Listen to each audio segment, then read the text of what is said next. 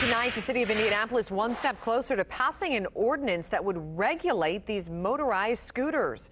There are still questions left unanswered, however. Wish TV's Jenny Dreasler at the Board of Public Works meeting. She joins us live downtown. Jenny, I was downtown tonight. I saw them everywhere. So that leads me to one of these questions. Where can people ride these scooters? Yeah, Brooke, that's one of the questions still unanswered tonight. And like you said, we've all seen them. The scooters have been in and around town for about 2 weeks now. Pretty much as it stands right now, Brooke, those scooters can go anywhere, but city officials want to change that. Tonight's board meeting here tonight with the Board of Public Works, they focused on other issues, however, mainly focusing on businesses of these scooters and how they operate. They say that's a start.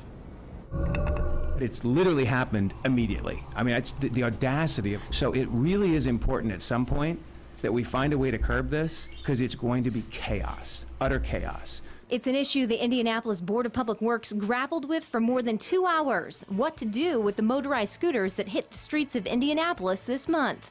The city's Business and Neighborhood Services Department proposed a first-of-its-kind ordinance in Indy that aims to set tighter rules on the motorized devices, but not put the brakes on the scooters altogether. The city doesn't want it to go away. We just want to know what the rules are. Some of the biggest stipulations under the new proposal, scooter rideshare companies like Bird and Lime S, already in operation, would have to pay a license fee of $15,000 per year plus $1 a day per device. The scooters must be parked upright and leave 6 feet of passage on public right-of-ways and in existing bike racks if it's available. We don't have to ban them from Indianapolis. We can embrace the new technology, but regulate those people that are operating these businesses. Even after okaying the ordinance, one big question still went unanswered: where the scooters will be allowed to legally operate, on sidewalks or the streets.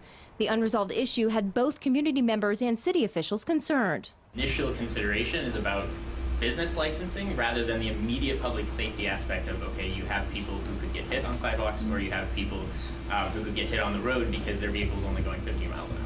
And I am scared to walk my son, who's 12, on a sidewalk when people, not all of them, but some of them, are rude and fly past you. But I don't want to wait until a kid is run over for us to go, we really should have done something. Too bad we didn't do something sooner. Now, city officials did say at tonight's meeting any issues or questions regarding how people use these scooters or where they will be ridden legally will be addressed at a later time. In the meantime, this current proposal is set to be voted on at the full City-County Council meeting on July 16th. Reporting live in downtown Indianapolis, Jenny Dreasler, Wish TV News 8. Jenny, thank you.